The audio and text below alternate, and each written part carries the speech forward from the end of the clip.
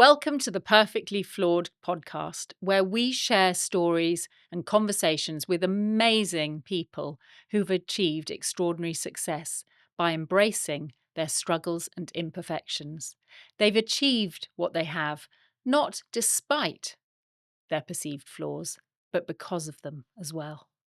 On today's episode, we talk to Elliot Kay, who is the founder of the Speaker Awards, which is amazing when you think that he grew up isolated, with a bit of a stammer, being bullied at school, and also with an alcoholic father. He had a lot to contend with when he was younger, but he has turned things around and he is now an entrepreneur, and he has many insights to give us on how to be extraordinarily successful. Well, very warm welcome to you, Elliot. Thank you. Kay. Very good to see you here. Thank you for coming and coming to speak about what it means to you to be perfectly flawed. Yeah. You are the CEO of the Speaker Awards and Summit. Yep. You've written 6 books. You've built numerous businesses in coaching and speaking. Yep. I've even come across you when you were CEO of Speaker Express. That's right. Yeah. I think that was the first time I met you. And you do some amazing speeches on archetypes, speaker Correct. archetype. Yeah. That's I right. haven't had the pleasure of hearing that speech, but I've heard about it. Oh, even better. Your fame goes before you. My fame. Ooh, I feel all pressured now. That's nice to hear. So it's a real pleasure to have you here as well today to talk about who the real Elliot Kay is, Ooh. your backstory, what's led you to caring about your mission. So what is your mission in life, would you say? What's my mission in life? I think it's multi-layered. First of all, to be the best possible father I can be. Mm, I'm very much led by that. I believe my kids are my guide. mm, Certainly how I can become a better person, to be the best husband I can be. I'm led by that as well. And I really want to impact, without sounding cheesy or cliched, but I really want to impact this world to be a better place. It's a very torrid time. We're very divided, very split. We're very polarized. And my mission really is through using speaking, still stands behind the using your voice for good, right? I still want people to get on stages and empower people for the right reasons. And that's really my mission. I mean, if you asked me a few years ago, it was to bring peace to the world. But I think I've dialed it down a bit to right. more using your voice for good causes, purposes, and reasons. I mean, you could say that still is a way of bringing peace to the world, but it's a bit more specific. Yeah, It's around your voice. But let's go first to your the part of your mission that's more personal. So yeah, about being a good father yeah. and being a good husband. That was the first thing you said. Why is that so important to you? Does it link back to your past? Yes, Yeah. yes. I think we're talking off air about my father. So I very much always knew that's not what I grew up knowing I don't want to be that. Right. Right. What was that? So that was, I mean, my father now, we're dear friends, we're very close, but at the time he was an alcoholic. And so he's very absent emotionally, even physically. My parents got divorced when I was 6, at a time when it wasn't cool to be divorced. I'm not saying it's cool now, but it's a lot more accepted. So even like at school, they're like, oh, you're that divorced child, Mm. so it's very alienated as a result. And I harbored a lot of resentment towards him. And you felt like a bit of an outsider. I know that you already felt that you had various reasons for people to make you feel like an outsider. So what was going on? Yeah, I mean, again, it was an era when asthma wasn't as known, and I had really bad eczema on me, so didn't look great. Yeah, So people would not want to get near me for that. yeah, And then I was that kid whose parents were divorced. right, And also, I was talking about this to my wife the other day. I also grew up in the era where glasses weren't cool, and I was one of right. the kids in the school to Yeah. have glasses. And I wouldn't put them on because when I put them on, people laughed at me. So this whole feeling of alienation is present throughout my childhood, even later years. And I think part of my mission to be a great dad is because I had such a great example of what not to be, that I'm determined to be something else, but still be myself, but the best part of me. And as a child, I know what it's like to want that hug or to have that emotional connection, or and not have it. Because of the situation, my mum worked a lot. She worked all the time. Mm. So a lot of my growing up was by myself. And of course, and then I do silly things. I went streets, I got into fights, all the silly things, I smashed things, like, because no one was there to rein me in. So now with my kids, they're 5 and 8 as we record this. I want to be the father that is there for that, hence today I've come down and I'm turning around and going back. I'm not staying overnight because my son, as I was leaving this morning, was like, are you going to be back for stories? And I want to be the father that is there for that. I can't do everything and I'm not perfect. I still struggle with inadequacy. I can't say the word. That word. You feel inadequate about how you say inadequacy. Yes, there we go. It's so traumatized. I can't even say the word, right? But I still suffer with that. Even now, even last week, like my wife went away, and I sat there completely wondering: am I a great father? Am I doing what I can do? Should I react it that way? Which is natural. I don't think that's a special thing. I think most parents who care about their parenthood will feel that. But that's why the first thing you asked me is I want to be a great dad. I want my kids to be as supported as they possibly can throughout their lives. It's going to be a tough life anyway. Mm. So if they can look at the home to be a place of safety and support, then Mm. I've achieved something. That's huge. And also, you said that you had dyslexia at school at a I time still when it do. Hasn't gone away. have dyslexia, but at school at a time when probably that wasn't understood or diagnosed properly. And people, what was it like for you? Yeah, so again, it's the whole, oh, I was labeled as lazy. And then, of course, with laziness comes disruptive. Yeah. Because if you're immediately told you're lazy, you're just not trying, and you're looking at a page and all you're seeing is lines. Mm. Even now, if you look at my handwriting, it looks like a 6-year-old. So I could have been a doctor, really. But hey, but You were a and write instead. You've yeah, written so 6 books. That's pretty extraordinary. yeah, but Yeah. I think that's to do with typing versus Mm. writing. But and I think there's a part of me, because of the dyslexia. Yeah. Like whenever I write a book, my wife's like, "Why are you writing another book?" And I think a part of me is like, because of that. Mm. Um, but basically, yeah. So up until I was diagnosed at university, I was told I had so much potential, but I'm lazy. Right. I was disruptive. I'm not even deny that, because if you're immediately told you're lazy, what's the point you being in this class? I'm gonna hit out, right? Did you believe you were lazy? I knew I wasn't lazy, but I equally didn't feel like I belonged at school. So was it that you just couldn't understand why Yeah, yeah. what was wrong? I was like, why can't I write? Like, why can't I read? Why?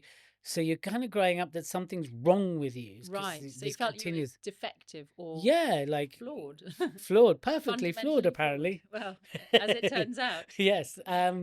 So yeah, because I'm watching all these kids and their Mm. handwriting's beautiful and they're getting all this praise, and I'm like, mine just looks awful. And then of course when they correct you and Yeah. you're not able to process that, like, why are you being lazy? Right. You surely you can see that. I'm like, I can't. They're going, you're not looking. No, I am. I'm not seeing. So obviously I Mm. didn't see the page in the same way normal Yeah. people see a page. Neurotypical, you might say. Yeah. Neurotypical versus neuro. It's so Yeah. weird being called neurodiverse. I'm so used to just being dyslexic. Suddenly I'm Yeah. neurodiverse as well. I mean, it's a whole different label for me. I'm still just dyslexic, I think, versus Fair enough. neurodiverse. You can label yourself how you like. Yeah. So you. It sounds like you had kind of layer upon layer of message telling you didn't fit in, you weren't right, you weren't acceptable. Whether that was your father leaving, because you said that made you feel unlovable at one Yeah, point. Yeah. look, when you're 6 and your parents get divorced, I think immediately as a child, you go into what did I do wrong that made them divorce? Mm. And that, I mean, that's a big question to hang over your head. Um, you know, and because there was an assurance that I hadn't done anything wrong, then I could only conclude that I'm unlovable, Mm. which again, something I carried with me for years. So you were in the school. You're in the school where the other kids didn't want to be near you because of your asthma and your eczema, and Yeah. your teachers were kind of saying you're lazy because you're dyslexic. your dad had left home. Yeah. So all these different so your home life wasn't great. He was an alcoholic. So all of these different environments that you're in, there was nowhere that was really, and no one saying you're perfectly okay as you are. No, and I think it's that typical. Then you find the group of kids like you, and that's not necessarily the most positive environment to be hanging out, right? Because you become a collection of misfits, Right. and then you do silly things. I mean, I never broke the law, but I wasn't far off it. I started smoking really young. I don't smoke now, obviously. I got into knife fights.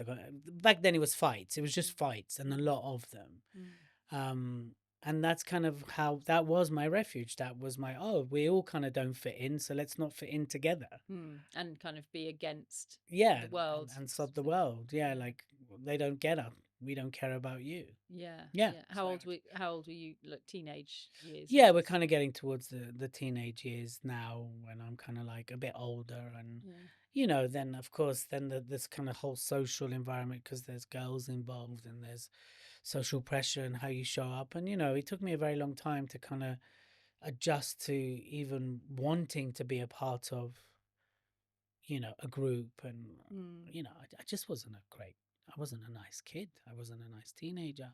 I think it kind of took me till I was about 16 to really start to get it and start to socially interact. I mean, I wasn't walking around with baseball bats, but I just wasn't very, you couldn't get to me. I was very guarded. I was very, everybody was at arm's length. I think around 16 is when I started to soften a bit. So nobody had shown you a lot of unconditional love or respect or acceptance. And so because you weren't being accepted quite naturally, you were behaving like a dog that had been, a little bit.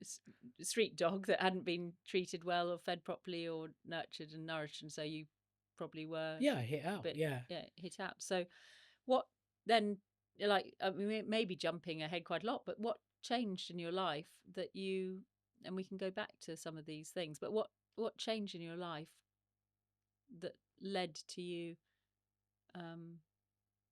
wanting to sort of bring peace? You're talking about bringing peace in the world and making the world a better place. That shows real care for your environment and for the other human beings in it. So what changed in you? If I think when we dial back a bit to 16, even 15, when I started to have and formulate friendships, and I started to learn about loyalty, and I finally had some real friends. I think that was kind of the beginning. Oh, I can have this. And I never forget my 16th birthday. I had like 2 surprise birthdays, and suddenly like girls were paying attention. So suddenly there was this external love coming at me, although it's teenagey, but so suddenly like, oh wait, I can, I am liked. What happened? And I think that was the beginning of kind of me allowing or understanding that things happen a bit better when you're a bit nicer, and when you're a bit kinder, and when you're a bit more generous. I mean, it's a long way to go, but that was the beginning of it. And then I think again, when I was 21 and I wanted to be a professional dancer against all odds, and I was given a scholarship, and there was this web of people who had my back and believed in me, even though how they believed in me wasn't necessarily like soft. Well, tell us about that story about how you became a dancer. So you were at university. Yeah, I did 2 years at uni. What were you doing there? I was doing dance and drama, but what I was doing at uni was Alsager up in Stoke, and it was all theory. It was all theory. I wasn't doing any dance. I wasn't really acting. You can understand probably why I went to that profession, because it gave me an out. And at the age of 19, after 2 years of being at uni, I was like, I'm done. This isn't for me anymore. And it's a typical, I want to be a dancer, right? It's a big like, I'm going to be a dancer. As highly inspired by Rudolf Nureyev, the professional, the male dancer. I was like, right, I'm going to do what he did. So I quit, and I went after being a professional dancer. Although Nureyev probably started at 7 in Russia. He didn't. He started really late. Yeah, this is it. Yeah, that's why I was quite inspired by him. He started really late. and we have a lot of similarities. He was told he'll never succeed, he'll fail. I when I quit, I'll never forget the teacher Rachel said to me, "You'll never get noticed. You won't get spotted if you leave now." And I went, "I'm going to take my chances." Mm. So I did audition to the dance school, Northern School of Contemporary Dance, and at the time I had no money. I didn't know how I was going to pay. I had no funding, and I got in despite against all odds. Um, and then when I got in, I worked every night in a pub, and then in weekends as a greeter at Harvey Nichols in Leeds. Well, I should be going Leeds. And then Is that where you grew up, around Leeds? no, London. Oh, you grew up in London. Yeah, Okay. mainly London. And then so then when I went to Leeds for Northern, Yeah. that's when they were so impressed with my attitude, my drive, my timekeeping, everything. I was like model student. And they were even more impressed because I was working every night and every weekend. And then they would like, would like to offer, would like to offer you a scholarship. And that's where What a that relief happened. for you when if you're working all hours of the day trying to do. Yes. I got the scholarship. I still had to work to pay rent and food, but I didn't have to pay the fees. And so that already again is like, wait a minute, there are people that are willing to get behind me and support me. So my evolution, Mm. again, I'm seeing kindness, love. I'm seeing this web of belief.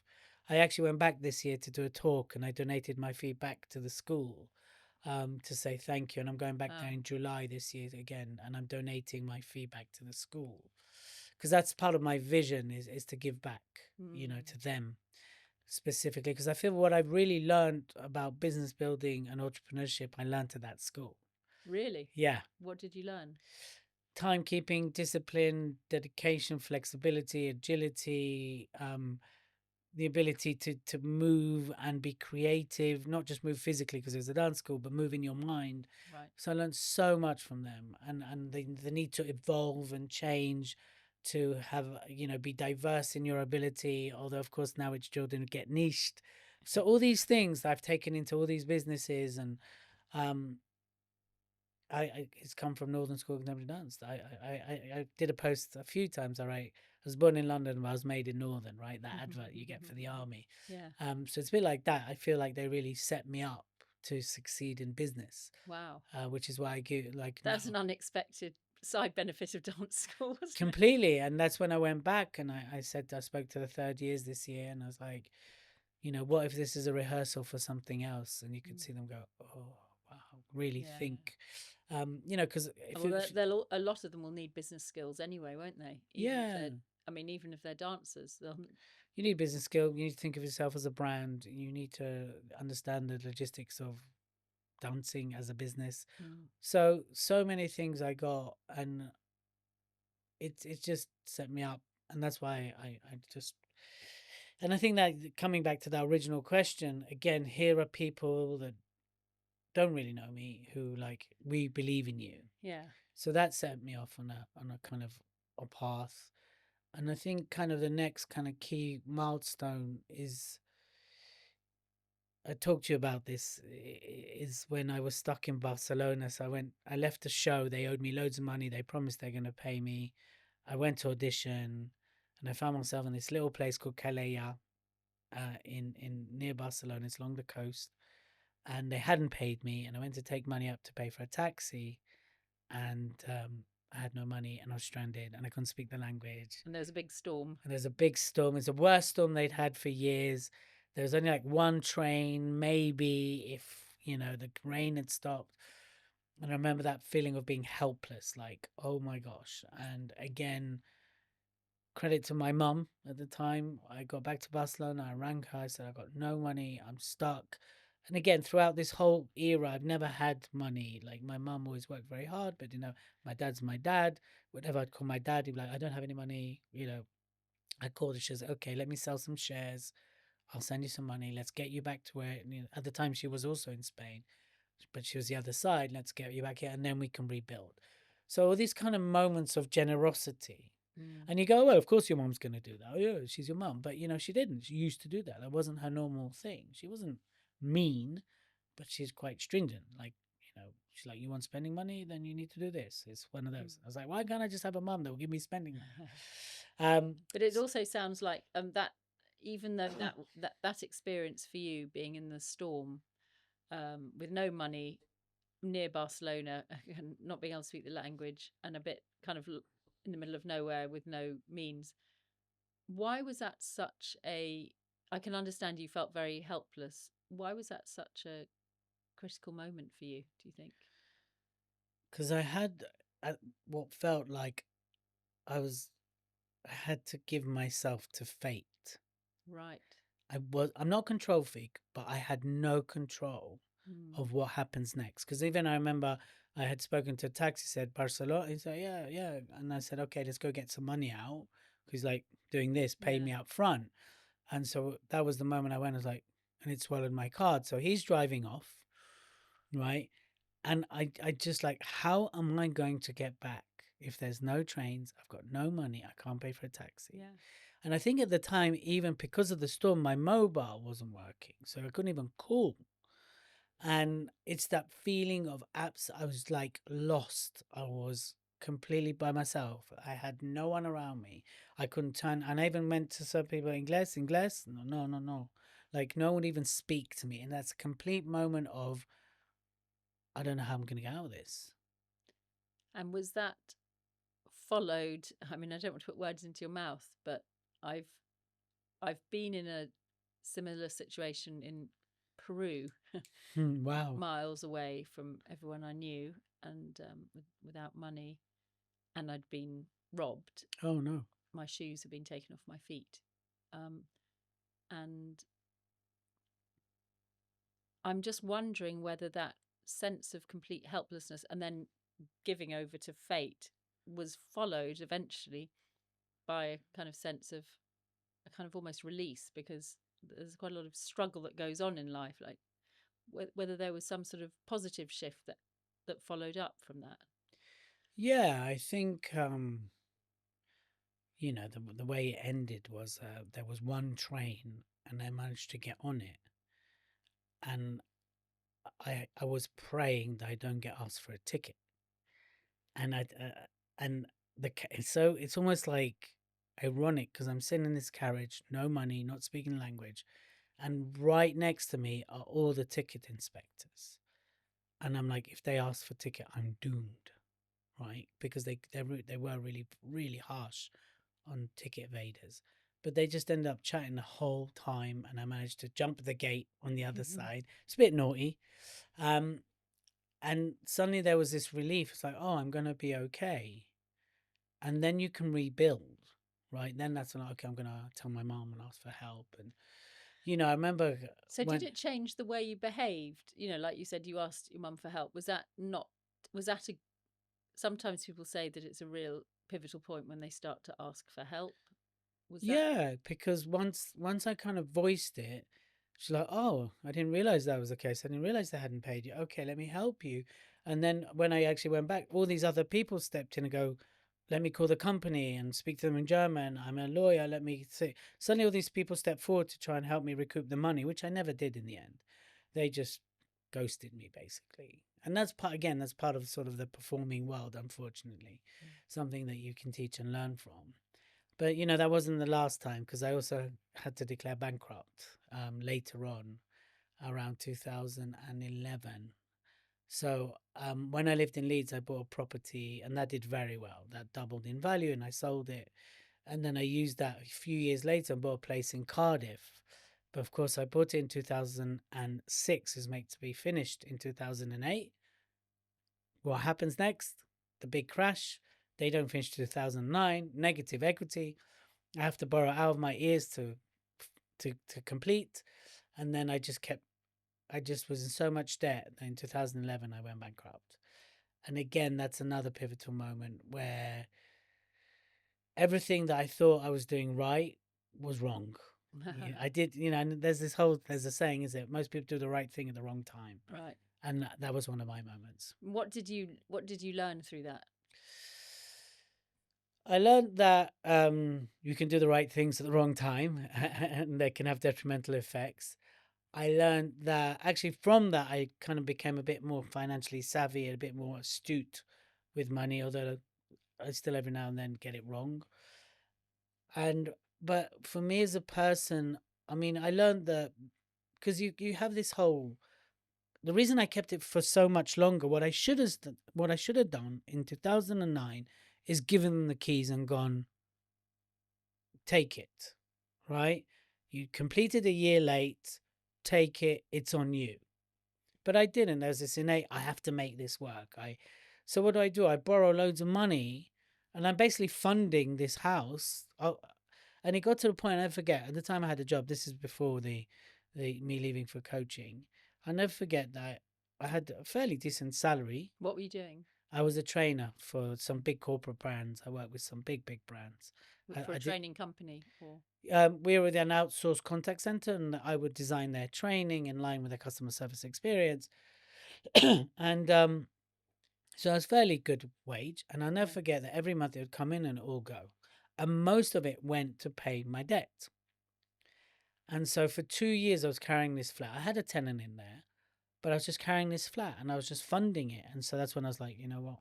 I need to let yeah. this go. So well, this is the sunk cost fallacy. Throwing good money after bad, and the sense that we need to keep the keep things going because we've already But I invested in think something. yeah, but it's also like, it's knowing that it's okay to walk away. Well, that's it. Yeah, that's the other. So the sunk cost fallacy is I've spent all this money, so I better Yeah, so keep I've it got to keep going. at it. And I Yeah. think I was working with one of my clients recently. She's fairly in the public eye. She's an actress and she runs a charity. And I said, and it just consumes her, you know. And I said, it's okay to walk away when you've given it everything. Mm, And she says, isn't that the same as giving up? I'm like, no, it's exactly the opposite. You've given it everything right. because you didn't give up. And now it's okay to walk away. Yeah. Sometimes we kind of need to know when to give up, don't we? Absolutely. And I think that was it. Hindsight's a great thing. And I think I should have handed it earlier. But, I Yeah. learned from it. Haven't been bankrupt since, is good news. Well, a lot of people go through dips and difficult times, and the pervading idea in society is resilience is keep on going, keep on going, keep on going. Sometimes you just got to know when you're on a bad track, haven't you? you Yeah, you got to yeah. know things are not working out. Like, you left university because it wasn't the right course, you moved somewhere else. I stayed on my university course. I probably could have left. It was 4 years. I Wow. probably could have left at some point. I mean, it's fine, it's what I did, but it was almost like, oh, I can't. So you can overstay in Yeah. in things. And I know that you also had a coaching client that said something to you that made a real difference as well to how you see the world. Yeah. So it's not far from here, actually. At the time, I was living in Acton. And I wanted to be a better trainer. So I enrolled on a coaching course. And at the time, it was to be a better trainer. But because I had to, old school, I had to do all these hours with clients versus these days you can go and you attend a weekend and congratulations, you're a coach, right? This is back in the day, right? And I was, well, Yeah, her name's coaching qualification was worth something. Yeah, yeah, exactly. It took 3 months. Like, I had yeah. to do these Oh tests. God, it took me 2 years. Wow, 2 years. There you go. And I had to accumulate all these hours. And her name was Jan, and I was working with her as one of my guinea pigs, so to speak. And I did a session with her, and she just said two lines that changed everything. She said, through working with you, I learned that I need to be happy to lose weight and not lose weight to be happy. I'll never forget, I was in my bedroom in Acton and I got goosebumps and I started to shake and shiver. Like, had this massive epiphany, and I was like, wow, if I can have an impact like that on people, then I've got to do this. Well, let's deconstruct what she said there, because I think there's some interesting ways of thinking that's within that. So she recognized she's got to be happy to lose weight, not lose weight to To be be happy. happy. So, I mean, this is kind of like 101 with manifestation. It's, you don't get the thing the goal that you think you want. You don't get that and then get the good feelings about it. You have to have the good feelings, the happiness, the joy, the peace. You don't say, I will be peaceful when, Yeah. I will be happy when I've earned 1 million, I'll be at peace when I'm in that kind of relationship. I'll be loved when, I have children. I'll have value when Yeah. whatever. So whatever it is that you say, I will have X feeling when, Yeah.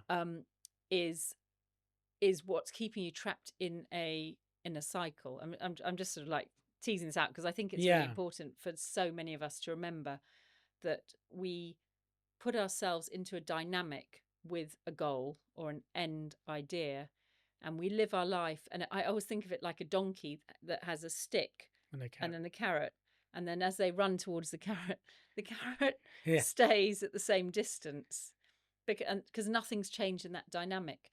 So if we are happy when we lose weight, or when we have the money, or whatever else it is, that won't ever come. No. Or it might come fleetingly, but it certainly won't make us happy. Yeah, and I think you're more likely to lose weight or whatever it is, achieve what you're talking about, regardless of weight or whatever it is. Yeah. If your starting point is happiness or peace or, Yeah. you know, Do you know Kay Korsh? I'm sure you do. yeah, okay, yeah, She she's a stylist. stylist to the speakers, the Yes, speaking she is. stars. Yeah. Yeah. But I just saw a great thing she put that reminds me of this, which is she talked about a little dialogue with one of her clients, and her client was saying, "Oh, I've seen this new handbag. I really like it. Shall I buy it?" She said, "Well, you've already got one," and the client said, "Yeah, but I'd like another one. It's in a different color." It won't make you happy. You don't need it. That's right. No, Yeah, it that's won't so make you true. happy. And I thought that's just so brilliant. And, that's what makes her a great stylist, because She's very blunt. she's very blunt, but she knows that it's not just about the clothes. Yeah, It's about the drivers that people have to buy things.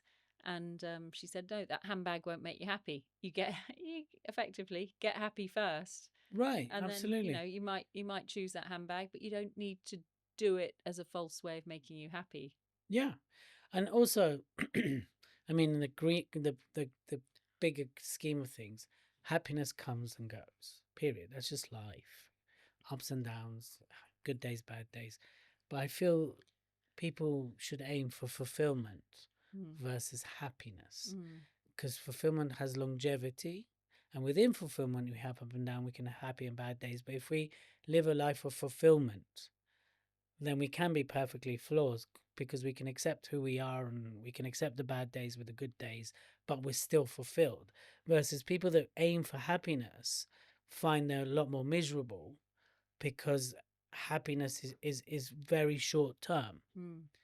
There's very few people that walk around happy all the time unless they're drugged, Yeah, yeah, right?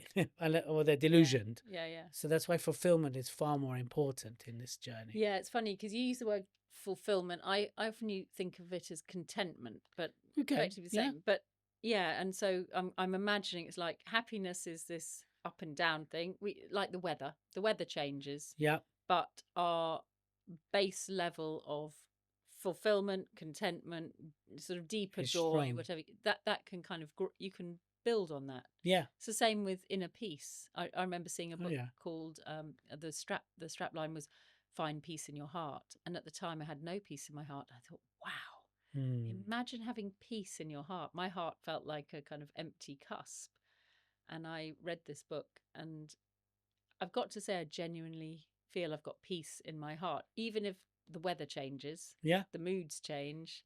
I'm I don't feel peaceful.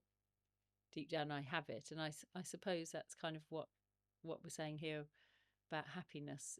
Fulfillment doesn't really need to change, Hmm. but the weather can change in terms of happy, Happiness. sadness. Yeah, it's interesting because I think the first time I really knew what my heart felt like was when I had it broken, Uh-huh. and then I could rebuild, and then I would learn what it means to have your heart full of joy or your heart full of peace, or and actually again, this is a key moment. Actually, I went out to Australia. So I had my best year in my coaching business at the time. It's 2010 to 2011, if you need a timeline. So it's that kind of transitional. Had best year I ever had, made loads of money, Went out to Australia, followed this girl out there, and then she ends up dumping me for a billionaire. So if ever I needed a lesson on a mirror holding up to my face, and that was the first time I really felt my heart being ripped. And again, from there, some great stuff. I remember because I was staying on Coogee Beach, and Yeah. I'd walk every day to Bondi Beach and back again because obviously I planned the whole month to spend with her, and it became very clear that's not going to happen. And I remember standing there one day, sun's shining in my face and the wind was blowing, and I just remember going, I need to I need to work on myself. I need to become better. I need to allow love in my life. I need to make better relationships with money. I need to become a better person. Um, because and we were friends now, so and again, if you look at cause being at cause, I had to look at how I was showing up and why anyone could feel that they could just dump me, you know, back to some of those key moments, not belonging, isolated, not being apart, not lovable. So all those things that we talked about at the beginning became very apparent that I was still holding on to. And that's when I also carried on this journey that you asked me that question about, to become more empathetic and caring about people. Um, Ironically, that was another time where after that I lost all my money. So it all happened at once. I'm in Australia. This time, at least I can talk the language. Despite the accents, they do understand English. But and again, I was working with this company, and they didn't pay me. And then my thing with my house started to collapse. So the place in Cardiff, she dumped me, and it's just like, oh my god, what am I doing? What's going on here? And again, it was one of those moments of I should have just packed my bags and come back to the UK. But no, I saw out that whole time that I'd paid for and I was there. And it was the most painful time because I was waking up next to her every day. But it was, it's that whole, you can be in the same room yet so distant.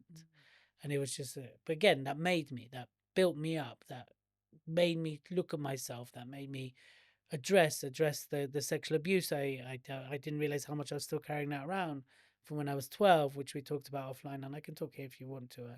It's in my book, so anyone can read about it. It made me revisit how much, again, was I harboring my dad's characteristics still, at the age, now we're 30, by the way. Clearly now I'm only, 31, but, as we record this, not. But that's kind of the timeline for you. So we're looking at, am I 30? 2010. So. Well, just I mean, going back to that, so there's heartbreak and there's bankruptcy, both happening at or not being paid, both at the same time. Yeah. And but what's underlying that is Self-worth. self-worth. Yeah, self-worth, and the very solid lesson in that time that it's up to you to value yourself, not anyone else. Right. Back to that happiness. Yeah, Yeah. yeah. But in a way, a slightly different angle on it, because it's your self-worth was low. You just been the person you loved was saying, I don't love you. So your heart was ripped open.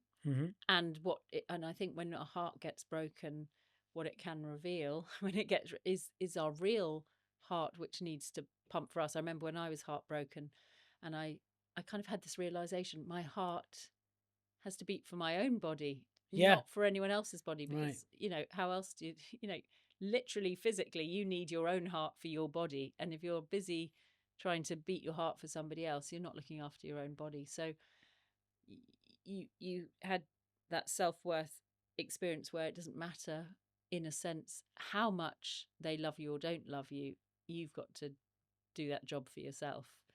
And I mean, I'm I'm assuming these are lessons you've learned, but summarizing them, because it sounds like that they are. And then the second one is with the value and worth financially. Yeah. What was it that you made of that? What did you make that mean when you didn't get paid? Well, I think I learned very quickly that whenever I have money, I quickly spend it. I quickly let go of it. So For what reason?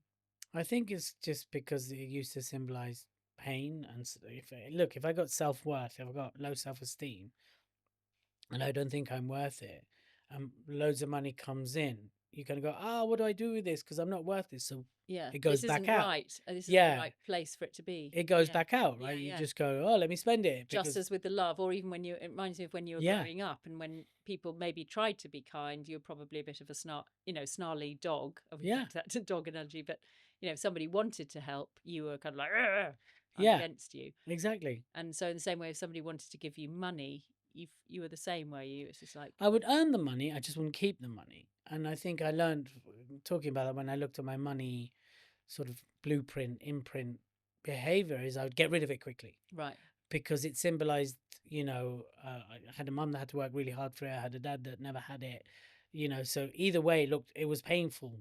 Money symbolized pain. So then I would get rid of it because I didn't want that pain.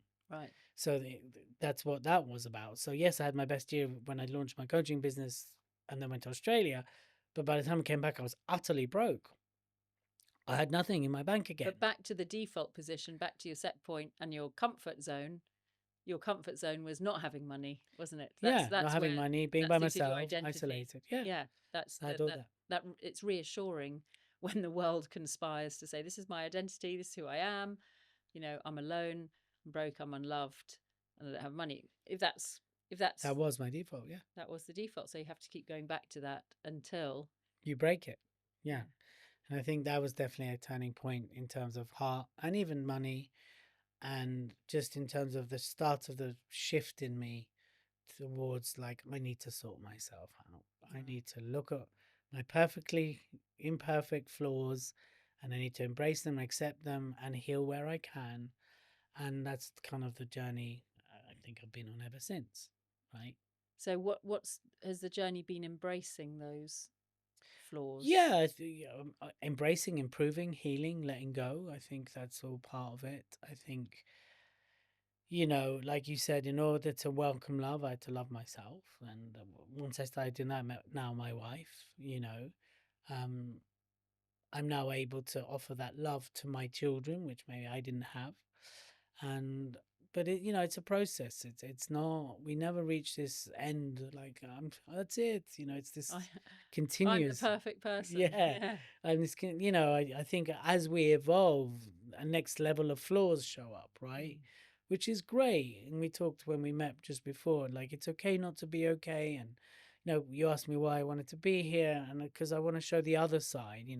Sometimes you can be perceived as you have it all together, or because you do this, you're. And actually, I like to talk about the darker side of things or the other side of things. And I think it's important to know that, it's okay not to be okay. And we are perfectly imperfect or perfectly flawed. And, it's an evolution, it's a journey. And I think people need to hear more and more that we're not broken, right? We can heal, we can certainly work on ourselves. A lot of us have had some pretty rough lives. There's all people listening to this or people that we know, and a lot more. I mean, it's not competition, but I know people that are a lot worse than me and are far more successful, and well done to them, right? And that's okay. I think there's this notion that you can't be, it's not okay. And actually, I think the more you see it wholesomely, the smoother the journey in your life will be, whether that is to be the best dad you can be, the best community worker you can be, the best entrepreneur you can be, the best speaker you can be. And I think that's what's really important in this journey. Because even recently, I've gone to another conclusion, another level. And I remember I was running one of my speaker training. I was in Tunbridge Wells at the time. And I normally when I finish trainings, I'm buzzed. I think you probably have the same sensation. If they go well. I mean, If they go well, sometimes you can be yeah, absolutely yeah, exhausted. You feel like, oh, right, I've been squeezing blood out of a stone, right. pumping all the engine. But But it'd yeah, gone really well. There yeah, was like great decent class. amount of people there. There were great people. Yeah, And I remember I had to go. I was meant to go to someone's birthday, and I was in the hotel, and I was just like, I'm too tired. yeah. Which again is not like me. So I just let her know I can't make it. And I went downstairs for dinner by myself, and I left my phone in my room. And I just remember sitting there, and this kind of this quietness came, and it whispered. It wasn't a big shift. It just went, I don't want this anymore. And it wasn't a big epiphany. I wasn't in Mm. tears. It Mm. was just like, I don't want this. And in that moment, it was so peaceful. Mm. And I was like, wow, I don't want this anymore. Mm. And, Yeah, right? I've had that experience too. That it's almost like, so that quiet voice was almost different. It told you something, and then you were kind of going, "Oh yeah, you're right. I Yeah, don't want this." So it's almost like you come second to it. It gets there first. Whether that's your soul speaking to you, who knows? You know, I think it was. It's my higher self. your higher self, And the, whatever you want to call it. But yeah, something. yeah, it just, and that's what I mean. Normally when I have these, they come quite strong, but it's Yeah, just very calm, very yeah, peaceful. and a real knowing and redirection in your life to tell Yeah. you And it's which like, way and to that go. was it. I was like, you know what? I need to simplify my life. I need to start getting rid of things. And my second thought was, oh my God, how am I going to tell Emily that I don't want to do trainings anymore? That's my wife, right? How am I going to tell her that I don't want to do coaching anymore? Like, you know, and actually when I told her, she was like, no, great. I'm so happy you've arrived there, you know, Mm. which is because now the speaker awards and summit just takes so much of my energy, Yeah, and I love it, right? I really love it, and I don't want to be doing all these things anymore, yeah, especially if I'm going to be a great dad. I yeah. don't want to be away from the kids. I don't like that was at the back end of 3 months of lots of traveling as well. And I was like, I don't want this, and Mm. I don't. I just want to simplify my life now. And I get it when people. It's almost like, it's almost obvious. How do you not get it? It's like I just want to be known for one thing. Yeah. Well, 2 years ago, I just wanted to be known for all these things. What is it? What's your one thing? Just want to be the CEO of the Speaker Awards and Summit. That's Mm. it. That's what I want to be known for, Yeah. and which is a real shift considering all these years. And again, that might come from being a professional dancer because you have to be able to dance in this, and this, right? You expect a child to contemporary audition, but you should be able to do jazz and you should be able to do ballet, right? Mm. And maybe I've carried that forwards. I never thought of it this way, you know. Yeah. So I wanted to. So I mean, there was a part. I had this vision for K Enterprises where I owned the whole journey of a speaker. So I had a, training company, a coaching company, an awards company, a PR company, and it all specialized in the Mm. speaker journey. Mm. And then maybe a part of that will still come true. So the reason I set up the speaker awards is because it was part of that vision. Right. But now it's become its own entity. And the Yeah. more I'm like spending, the more I'm like, wow, I just want to be that. That's it. And what is it about that really lights your fire? I love relationships, right? So the whole awards has been built by relationships. The reason I'm here now is because I approached you. You know, it's a relational thing. I love the growth I'm seeing. So from year one, it's almost like textbook. Year one, we lost money. Year two, we broke even. Last year, we made a bit of money. This year, it's looking like we're going to be very healthy. I mean, not millions, but wow. Mm. I also love how easy it is in the sense I don't have to do lots of follow ups. I don't have to chase people buy the ticket or they don't buy the ticket, and people are buying tickets. I'm like, wow. I love that the industry wants to get involved, like speaker bureau, speaker agents. They want to be involved in the speaker awards. And I'm a bit like I'm kind of rubbing my eyes a bit, going, "What? Wow, wow!" It's almost like without kind of like elating it too much. It's almost like what I read about Mm. in books is Mm. happening. So if you read certain books, like I think we talked about him before. Like if you read Key Personal Influence by Daniel Yes. Priestley, right, and he talks about people will chase you, people come to you, Yeah. and and for years I've wanted that. Yeah. And now I've stopped chasing and I've built this entity. They're coming to me. And I don't mean this in egotistic, Elliot, Yeah. please work Yeah. with us. Yeah. That's not what I mean. Like the attraction, and it's happened very organically. It's happened very naturally, right? Mm. And that's what I'm buzzed about. And then when I talk to, there's very little resistance. Like, and I'm just loving. And the team's grown. Like it's a fairly big team now, and it's got real potential. So, of all the businesses I've ever run, if I'm looking at a business to sell, or I'm looking at a business that's got mass, this is it. Mm. So why now I do have everything in one spot, almost. I still got coaching, but I'm happy to put my eggs in one basket because the basket is very big, very deep, and can be very wide, and that's what buzzes me about this. Well, I just, when you were speaking there, I just remembered this idea around not when we stop chasing and that flow comes. And I think that's partly how this was created. Yeah. Perfectly Flawed. I just saw the pod studio, had the idea. I walked in, Bang. bang, happening. And it's been like the same thing. People have been coming to me. You came to me, it's the people I've asked who amazing people have all said yes. And it's all just been incredible. And it's just worked in flow, and I love doing it. And yet there are all the other things that we do in life because we think, oh, I should, and you keep working hard at it, and just pushing and pushing, and it's like you're pushing against a door that's just pushing back at you. And it doesn't matter how much you push, how many different ways you try. And I guess it's almost back to what you were saying at the beginning, earlier on, about sometimes you kind of have to let go of some things. Yeah. You have to realize, like, leaving your university, or just recognizing it's time to quit. Yeah. That's a very powerful statement, and of recognition. But also, yesterday I was at the Expert Empires, Nick James. Oh yeah. Expert Empires, and the head of Mind Valley, Vishen. Oh yeah. Lekani, gave a Rumi poem, which I'm going to share because I think it's really relevant to what you're saying. So Rumi said, "When I run after what I think I want, my days are a furnace of distress and anxiety. When I run after what I think I want, my days are a furnace of distress and anxiety. If I sit in my own place of patience, what I need flows to me without pain." I love that idea of sitting in a place of patience, and it just flows without pain. From this, I understand that what I want also wants me, is looking for me and attracting me. There is a great secret in this for anyone who can grasp it. It's so true. Well, Rumi was a very wise person. He was. And I think that's kind of what we're talking about. We're talking about these, the Speaker Awards and Summit seem to be the right thing. They happen for you organically, but everybody's got behind it. I entered this year. Yeah. Didn't get shortlisted. Oh, I have nothing to do with that process, by the way.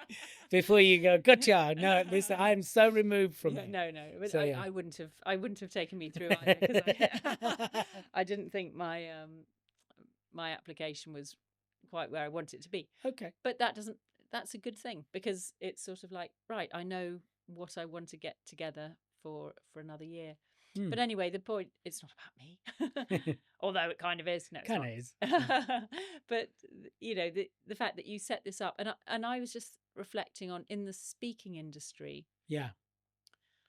I think it is quite a lonely industry anyway. It is. As speakers, we go out all on our own to some hotel somewhere in another part of the country or the world, and we rehearse, we work out what we're going to say, we have to kind of manage our mindset, and then we go and give to the people in the audience, and they give back with their energy. Like you say, sometimes it can be a real buzz, but we then get off, and then we say to ourselves, that was good, or that could have been better, or whatever it was.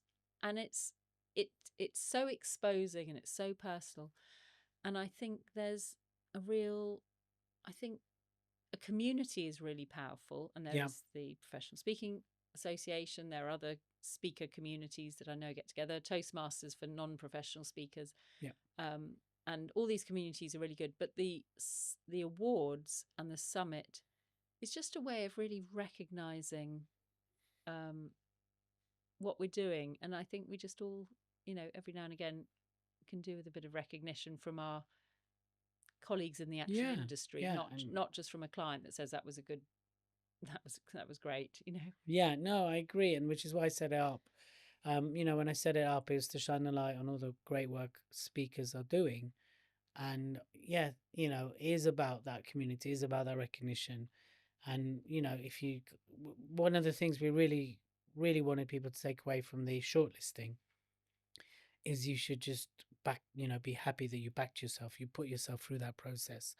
and that we really wanted people to walk away with that, whether you're shortlisted or not. And I know it sucks when you're not. I've been there when I haven't been. I know what that feels like. But then it's about coming back bigger and stronger and learning from it. You know, Mark LaRousse, I don't know if you Yes, know I know him. him. Yeah. It took him 4 years to get Mm. shortlisted. And he's a very established speaker. Yeah. Yeah. And he did a post, I'll never forget his post last year when he was really emotional. So I think it is about backing yourself, but it is, you know, the awards and the summit is about a community, speakers supporting speakers, creating that space, you know, where everyone can feel nourished and supported. And that's really what we want this to be about. Mm. It is lonely. It's also a journey fraught with rejection. It's also an industry where you could have done something wrong and you may never know about it. Mm. You just don't get any bookings. And it's like, what did I do so Yeah. wrong? Yeah. No one ever tells you, right? Unless you really ask. And something, even then, they don't want to tell you. Mm. So it's a very, again, very similar to dance. It's a very similar, you know, industry to dance in a way. And act, I imagine, for actors Acting as well, yeah. going up and putting themselves forward. Right. So, I mean, you know, I suppose people might, as a speaker, I kind of go, well, at least as an actor, you get to act as somebody else. As a speaker, being evaluated as who you are, that, you know, the authentic self. Yeah. And that can feel quite personal. Yeah, especially when you care. Especially when you care. But you know, this podcast is about the art of being human. That's its Yes. subtitle. And it is about how our foibles, our failures, our flaws, you know, our fears, all of those good F words, where we've effed up, you know, all of the things, how they actually help us to become the wonderful human beings that we are. Yeah. And so these failures, they're not just failures, are they? No, I mean, They're redirects. They're redirects. They're like yellow cards in a football match before you get a red. Right. I think, you know, obviously in the neurolinguistic world, there's no such thing. There's only feedback. I think, you know, in one sense, I completely agree with that line. And in another sense, it's like sometimes you just have failed. It just didn't work out, right? Yes, it's a learning moment. But I think also, I know you're big on the emotion. I think we have to often acknowledge the emotion that comes with something not working out. And the tendency is to bounce that. Yeah. Right. Yeah. But I think you've got to honor let's that. not do a quick reframe over the top. Let's not kind of go, right. well, that's great because it's an opportunity to learn. Yeah. No, it sucks. It denies us. Yeah, it sucks. You can feel really Right. crap. That's okay. But yeah, I That's think okay. they're nudges, right? They're little nudges. Yeah. Or big nudges in certain cases Yeah. to become a better version. And that's really what I aim for, and I feel this podcast is about, is giving little nuggets to become a better version than you were yesterday, and start to move towards something else tomorrow. But I think it's about being present in today and just allowing yourself and accepting both sides. You're great and you're not so great. Yeah. And I think that's why this podcast is so powerful. So thank you for inviting me to Well, be on here. I mean, it's been great to have you. What does perfectly flawed then mean to you? I think it's what I just said, in the sense that acceptance of all facets of you, all sides to you, every bit of you, physically and non-physical, emotional and non-emotional, spiritual and non-spiritual, right? We can often obsess over what's missing in our lives, or we can obsess over what's in our lives. But I think if we could not obsess and just be present and accept what is in our life and what is in our life, like Rumi's poem, maybe we'll stop chasing it and we'll allow it to come in. But to allow whatever that is to come in, we have to create the space for it to come in. And if we're too busy looking at a closed door, we'll never see the lock that's open. Right? And I think that's what Perfectly Flawed mean to me, to be on here. And I love these podcasts. I absolutely love it when it's not like, here's your 5 tips to become a better speaker. Here's how to win an award. I much prefer these real human centered conversations. So yeah. Well, thank you. I mean, it struck me as you were speaking that we're all such brave souls coming to earth and living our lives.